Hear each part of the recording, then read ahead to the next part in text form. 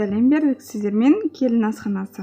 Котлет аса көп жасамаймын. Осы жолы екінші рет жасап тұрмын. Сіздерге түсіріп көрсеткелі отырмын. Араларыңызда мен сияқты котлетті жаңадан жасап үйреніп жүрген жандар болса, соңына дейін қарауларыңызды сұраймын. Булка нанның корочкаларын кесіп алып, суға бүктіріп қоямыз. Пиязды блендерден өткіземіз немесе майдалап тураймыз. Нанның суын сығып алып, фаршқа қосамыз. Пияз, 2 қасық чай қасық тұз, қара бұрыш сеуіп, жақсылап араластырамыз. Өстіп 7-8 рет ұрамыз. Сол кезде котлетіміз жабыспайды, жарылып кетпейтін болады, шашырамайтын пісірген кезімізде. Және осылай оңға малып алып, осылайынан домалақтаймыз. Кез келген пішін жасасаңыз болады. Сопақтау немесе домалақ, жұқа етіп басқан дұрыс екен. Менікі піскен кезінде тоңбайып фрикадельке тефтели сияқты болып қалды. Бұдан да жұқалау қылып істеу керек екен. Қызып тұрған майға котлеттерімізді бір-бірден салып аламыз.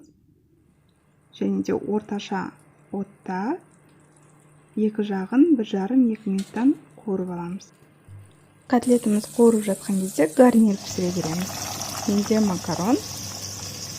Және 1,5 минутта котлеттеріміз қуырылды. Екінші жағына аударамыз. Менің каналымда ыстық тағамдардың, қазы мен нан қойдақ, дапанжи, салаттардың, торттардың, капкейктердің рецептері бар. Отандық қазақ каналдарын қолдап, тіркеліп қоюларыңызды сұраймын. Сол мезетте екінші гарнирімізді пісіре бастаймын. Кастрюльде қызып тұрған майда кішкене сарымсақты қуырып алып, оны алып тастап, бір шыны күрішті саламын.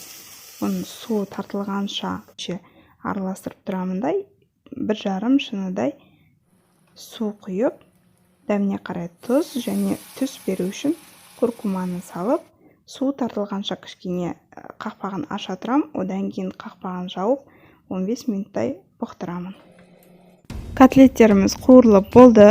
3-4 минутта фарш жақсылап қуырылып болады деп ойламаймын. Сол үшін мантаваркаға салып, дәл қазіргі уақытта мультиваркам барында пісіремін. Сіздер үйде бар мантаваркада парить етіп алсаңыздар болады, немесе 15 минут духовкада пісіріп алсаңыздар болады. Күріш пен макаронымыз пісті.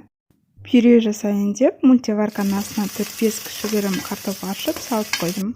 Котлетімізді мантаваркаға салған кезде зажарка дайындаймыз. Пиязды қуырып аламыз, оған томатны пюре қосамыз, немесе томат пастасын. Сарымсақ пен қызыл бұрыш салып, жақсылап қуырып, 15 минуттай су құйып бұқтырамыз. Толық қажетті заттар мөлшері видеоның астында описание бөлімінде жазылып тұрады. Котлетіміз, 3 түрлі гарниріміз, зажаркамыз дайын болды. Астарыңыз дәмді болсын. Менің каналыма тіркеліп қоюды ұмытпаңыздар, лайк басып, қандай ұсыныстар алып қосарларыңыз бар, комментарийге жаза отырыңыздар.